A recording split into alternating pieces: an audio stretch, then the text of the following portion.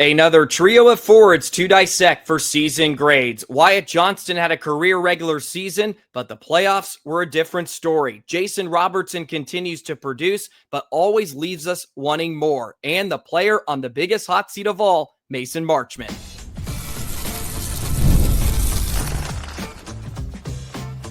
You're Locked On Stars, your daily podcast on the Dallas Stars. Part of the Locked On Podcast Network, your team every day.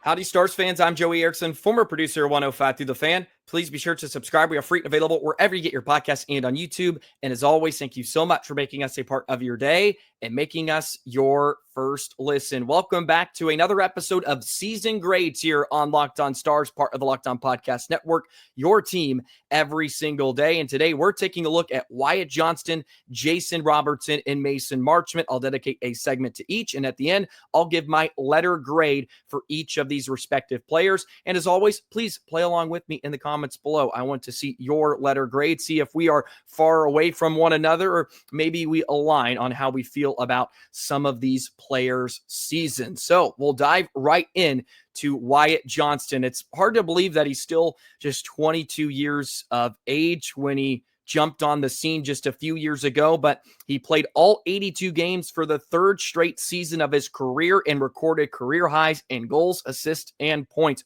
33 goals, second on the Dallas Stars, 38 assists, and 71 points. His faceoff percentage was 51.2%. That's always an area for young center icemen that they struggle with early on in their careers. He has increased his faceoff percentage for 3 straight seasons. He bumped it from 43 to 50% in his first season to second, and now up 1.2 from his second to third season. In the playoffs, he played in 18 games, had 4 goals, 6 assists, and 10 points. We all know it was a different story in the Stanley Cup playoffs for Wyatt. And the number that stuck out to a lot of people and that got a lot of attention was his minus 16 plus minus in the postseason, which was the worst in NHL history. But his faceoff percentage was all right too, 50.5%. And we documented that maybe the Stars weren't putting him in a role where he could be truly successful when you looked at his wingers like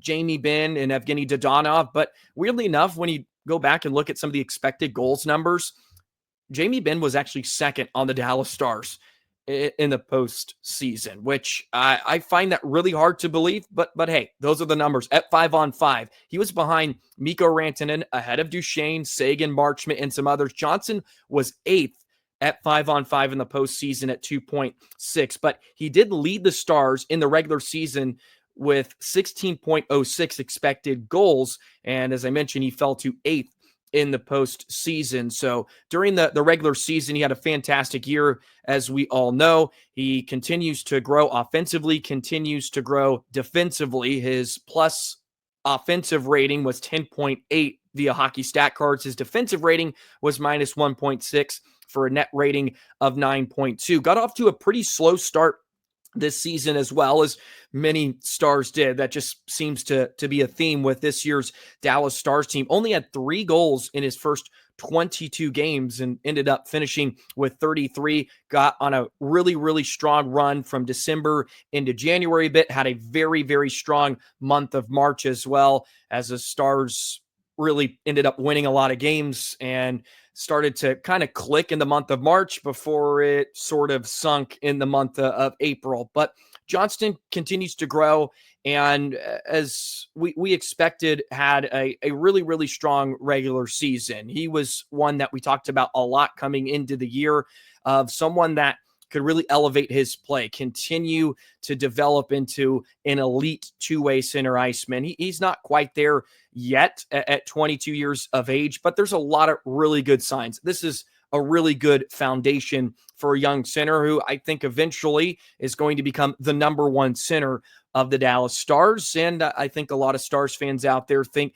he has the potential to be the next captain of the Dallas Stars as well. But there was some interesting numbers I found from this year's playoffs as well. So last season in 19 games, he had 132 shots attempted in the playoffs. This year, he had 82.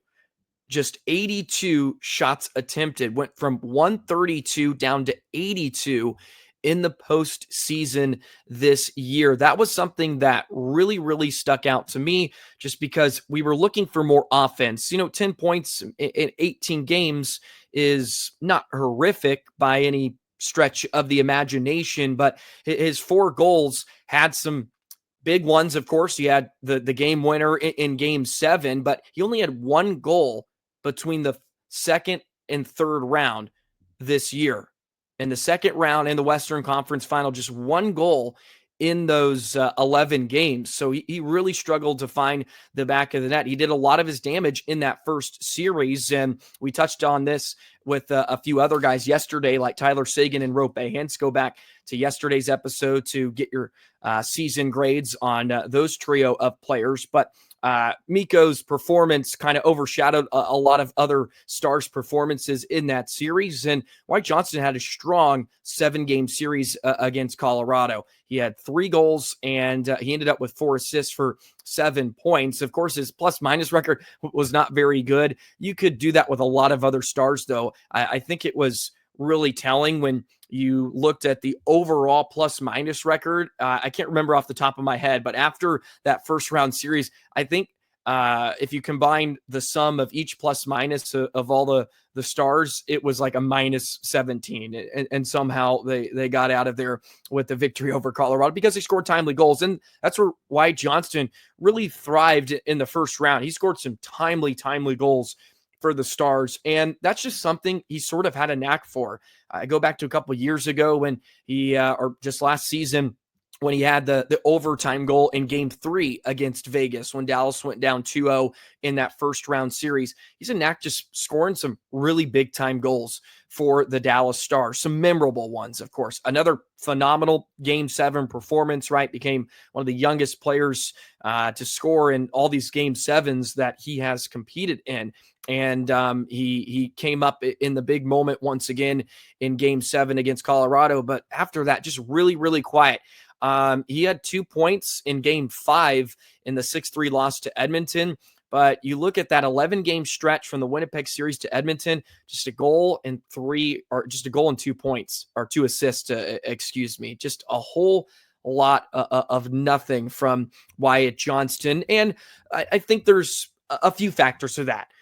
Number one, Wyatt Johnston is not just an unknown commodity anymore. He's not a nobody, so to speak, right? A couple of years ago, he came in as this fresh-faced rookie, and no one really knew what to expect. Even the second year, there's still a bit of that, and you're probably worried about Robertson more than you are about Johnston. You're worried more about Rope Hintz than you are Wyatt Johnston, and he splashed a bit, and he was very, very productive in the postseason. He had 16 points in 19 games a year ago. Well, now teams are game planning for him. They know he's a great player, and yeah, he may be the third-line center, quote-unquote, for the Dallas Stars, but they have to keep an eye on him. And it's just harder to score goals in the postseason. That's always a factor as well. And the Stars offensively became pretty one-dimensional. It's something we talked about in relation to why the Stars weren't able to get over the hump once again. They weren't very good on the rush because rush offense gets taken away at that time of year. And he wasn't producing on the power play as much in the postseason as well. He did well in the first series against Colorado, but after that, there was less opportunities for him to strike. He did have 11 power play goals this year, which was by far a career high. He had 3, combined 6 in the previous 2 seasons, but 11 power play goals this season and 3 shorthanded goals. 4 of them were game-winning goals as well this past season, which was a career high. So the regular season was fantastic. I mean, career highs in almost all the offensive categories you could look at. But then once the playoffs began, that just really dried up. And as I said, it gets harder to score. Stars were a team, I think they finished 13 out of the 16 teams in just goals per game. They were about 2.5 goals per game, and they relied heavily on their power play and relied heavily on special teams. And when they weren't getting as many opportunities, or even when they did get some of those opportunities, just not able to solve their netminder or the opponent's netminder, and ended up, of course, being knocked out. But Wyatt Johnston, a phenomenal regular season. 71 points, 82 games is really, really strong. I think I predicted for him to get about 80 points on the season, so he was near that. And again, he had some stretches where it was tough for him to score. But for the most part, another really strong year of development for Wyatt Johnston. And my official letter grade for the 2024-25 season for Johnston, I'll give him a B-, just because the postseason left a lot to be desired. He wasn't much of a factor in the series against Winnipeg and Edmonton. And I do have high expectations of Johnston. I think he can become a really, really strong player.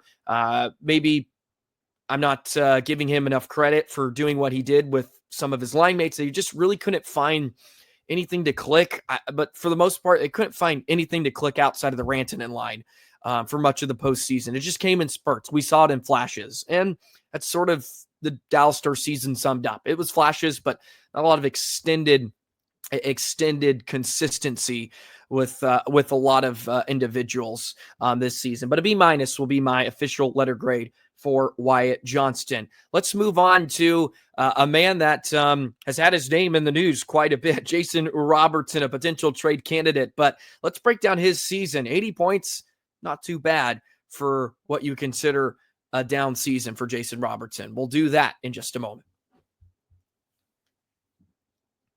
Today's episode of Locked On Stars is brought to you by Wonderful Pistachios. Looking for a snack that's both delicious and nutritious? Crack into a good source of protein with Wonderful Pistachios. Wonderful Pistachios is one of the highest protein nuts. Each 1 ounce serving has 6 grams of protein, giving you over 10% of your daily value. Plus, they're packed with fiber and better for you unsaturated fats to help you keep that feeling of being fuller longer. Wonderful Pistachios is a complete protein providing all 9 essential amino acids. I went and picked up a bag at the grocery store the other day. I've talked about this lately. My goodness, they are so good. I forgot how much I love pistachios, and Wonderful Pistachios is the perfect snack because it's delicious, it's nutritious. You don't have to worry about having a sugary snack in the middle of the day. You just need some energy. Wonderful Pistachios will give that to you. Go ahead and get you a bag at your local grocery store, and it's the perfect option for a snack when you're running between being and dropping off the kids. It's busy this summer. We know. Get snacking, get cracking with a snack that packs a protein punch. Visit wonderfulpistachios.com to learn more. I hope you're enjoying these Dallas Stars season grades so far. As some of the news has started to calm down, I want to get through some of these. And as more news gets reported, trade interest and all that good stuff, free agency, we're going to cover that as well. But I find these rather satisfying a bit. We can reflect them. Also, I'll be throwing out a couple of parts of an interview, or maybe not an interview, but a collaboration with Gavin Spittle of Spits and Suds later this week. So look forward to that as well. Now, to Jason Robertson, old Robo, 82 games. He played in all 82 this season. There was some talk about maybe he was going to miss game 1, maybe a handful of games after having surgery during training camp and all that good stuff. And then, of course, got off to that really, really slow start. And then in game 82, he got hurt and he had to miss the entire first round against Colorado. But all of that said, 35 goals, led the Stars, 45 assists and 80 points. Not too bad. Played in 11 playoff games. He had 4 goals and 2 assists for 6 points. And all 4 goals came in that series against the Edmonton Oilers, but wasn't much of a factor in the series against Winnipeg. But I did give him a pass for that. He was hurt, right? He was hurt, or at least dealing with something, and he was trying to get his feet back. And we all know skating's not really a strong suit. Physicality, not a strong suit of his game. I think he's grown into that a bit more each postseason run. I feel like he begins to grow, and we're seeing a bit more. But he had 23 goals at 5-on-5 and 30 points. That led the Stars during the regular season. He was really strong on the road, 20 goals on the road, and he went on a tear, 21 points in January, 16 in March. He was a bit streaky this season too. That month of March was very productive for a lot of different characters. We talked about Rope Hintz yesterday, but he had 21 points in the month of January. From January 1st on, it was a really, really just a roaring tear offensively for Robo. I went back and found this 52 points since January 1st to the end of the regular season, was 7th in the NHL. So he was a top 10 scorer in the NHL from January 1st on. So if you maybe elongate that out, if he comes in healthy, or at least comes in through a full offseason of rehab with that foot injury he suffered, I think you're looking at probably 90 point, close to 100-point season for Jason Robertson. But we all know that did not happen, but was really on a tear from January 1st on. It really stunk that he got hurt in game 82 because he was playing so well, and who knows what would have transpired offensively for Dallas if he's really just 100% right off the hop going into that series against Colorado. It's still remarkable that the Stars beat the Avalanche without their best forward, or arguably their best forward, and their best defenseman, Miro Heiskanen. It's still a bit mind-boggling that they did that. But they were able to weather the first 7 games and get through the storm. And he showed up in the Western Conference Final. Again, that's just sort of been his calling card recently. He leaves a bit to be desired in the first 2 rounds. It feels like every single year. It's just really, really interesting to look at his career playoff numbers. I've stated this a bit. It's not awful by a lot of standards. He has 44 total points in 56 games. Like, it's not terrible. He has 18 goals in 56 games. And if you look at his game logs, he had 4 goals in the final 3 games of the Western Conference Final. But other than that, he had nothing. He had nothing up to that point. And yes, I do give him a pass, but also he's a goal scorer. And I know maybe the playoff style of game doesn't maybe benefit him a ton, but we see in the regular season, it's not like he's burning guys with his speed. Like, he's a goal scorer, and he needs to be able to produce from round 1 to round 3, not just show up in a round 3. And look, I know this is nitpicky a bit, but you can go back to even a couple of years ago when he had a really good Western Conference Final. Well, the Stars were down 3-0 at that point in that series. So it's empty numbers. I hate to do that, but he doesn't have a lot of those moments, right? I think I've discussed that and said that about Wyatt Johnston a lot. I feel like we have a lot of moments with Wyatt Johnston where he arrives in some of those big game 7s when Dallas really needs a goal. I feel like Wyatt has produced a lot of those. And maybe that's unfair to Jason Robertson. He's scored some big goals. Look, he was able to elongate the Star season a bit with one of his performances this postseason, but other than that, he just leaves you wanting more. And it was an up and down year, of course, for Jason Robertson. It just really felt like maybe he never got fully out of the blocks. But his offensive rating was plus 12.2, his defensive rating minus 0.1, and I think he's still growing in that area. I've touched on that. I think his defensive game is really strong, and he put together another pretty solid season. And if this is Jason Robertson's floor, so to speak, it's really good. It's really good. With all that in mind, I gave Robo a B for his season. I gave him a B. Still, you need more out of him in the postseason. He just needs to be more noticeable. And that has nothing to do with what he did the last 3 games of that series against Edmonton. I am taking that into account. He scored some big goals and was playing better. He started to find his stride. I mean, I as I said earlier, I just wish we got Robo healthy through game 82 and got to watch him going in, because maybe he has a bigger postseason, and maybe we're talking about the Stars being able to get over that hump. But another pretty strong year. You look at his power play numbers as well. What I'm really curious about for next season is what is he going to look like on the power play, just because Mikko Rantanen sort of took over the right side of the ice, that right circle position where Robo usually hangs out. So I'm curious where his numbers will be at on the power play specifically. He had 9 power play goals this season.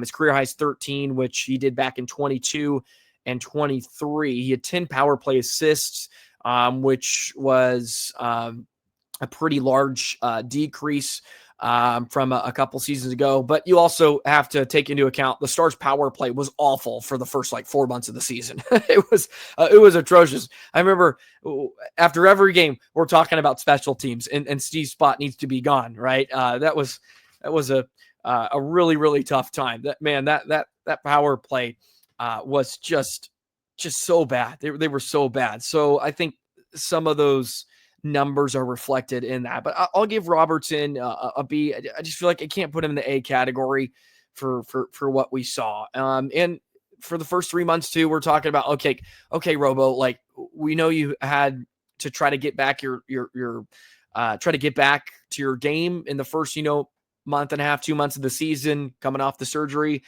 but we were still looking for a bit more. So a B for Jason Robertson, my official letter grade for 2024-25. I'm curious where others land on Robo this season. So I look forward to scrolling through the comments a bit later on. Now, Mason Marchment, who I think in Stars fans' eyes is on the biggest hot seat of all, had a heck of a start to the season, off to a tear. Of course, got injured, and then the playoffs happened. And Stars fans, for the most part, probably want to see him gone. So let's break down Mason Marchment's 24-25 campaign just a moment.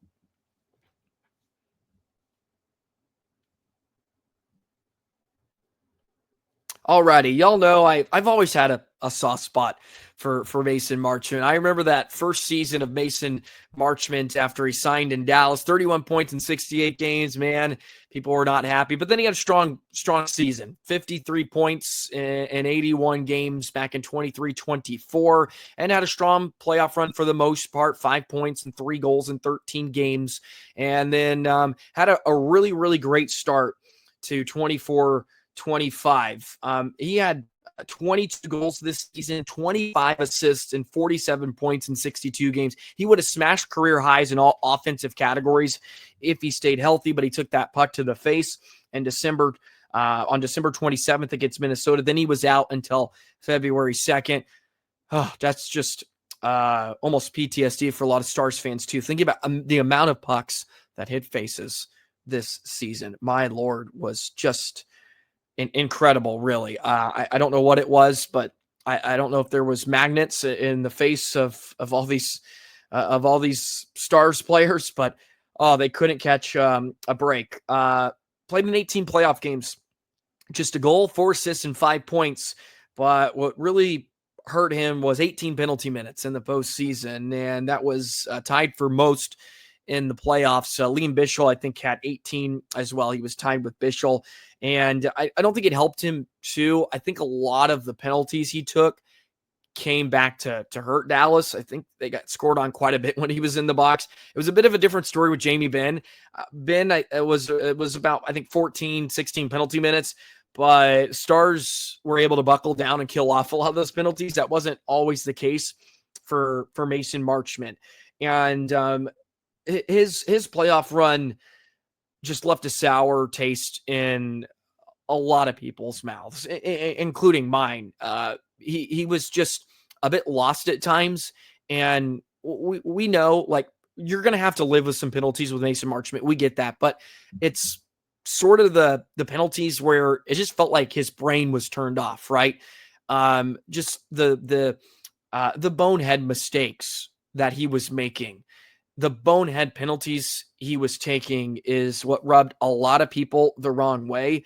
And you just weren't getting that offensive output that we saw earlier in the season, where he was just so physical. He was playing hard and fast, especially along the walls. He is that archetype of a player that the Stars need more of, a guy that's physical and is hard as an F1, right? Seguin and Duchesne touch on it throughout the last few seasons. He's the best F1 in the league, where he could get in on the forecheck. He could just bang bodies on the back end. He tries to put defensemen into the lower bowl, and that can wear down on defensemen. And we didn't get that Mason Marchment this past season. We didn't see that version of him. And when he's not playing that type of role, he is just lost in the shuffle a bit. And again, his line wasn't producing a ton offensively, and that goes with Duchesne and others. Seguin, out of everybody on that trio, surprisingly enough, Seguin had the most points during the postseason, because Duchesne just couldn't buy anything, and Marchment kind of got lost in that shuffle too, where he was becoming more of a detriment to the Stars than he was a positive impact. And that's just a really, really hard way to live. He was a -5 in the postseason.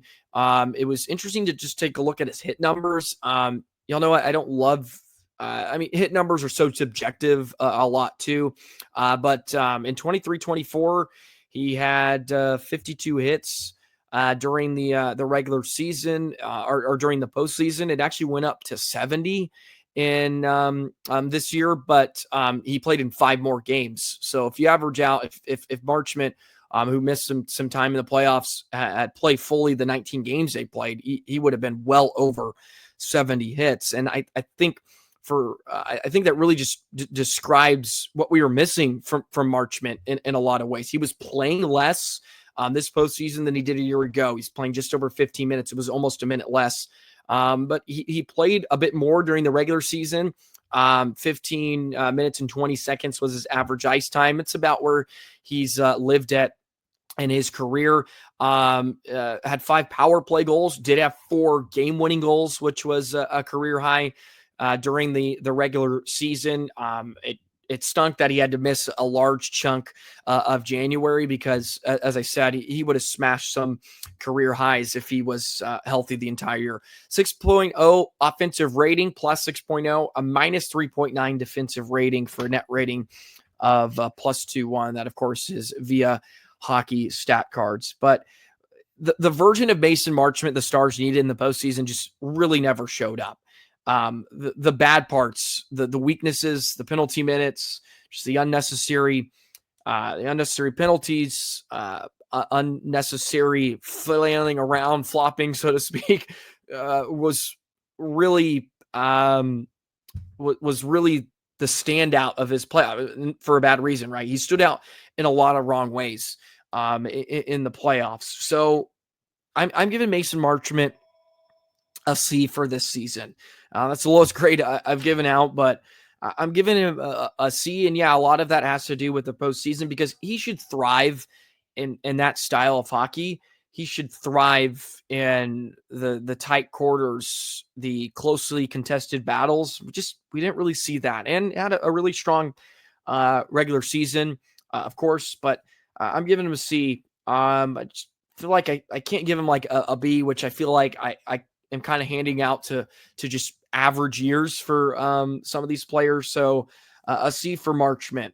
And y'all know I feel like I have a soft spot for him, and it will be intriguing to see what the Dallas Stars do with him. There are some reports that they would like to move him over Robertson, of course, and see if they can gain some cap space or get some capital in return, because he will be entering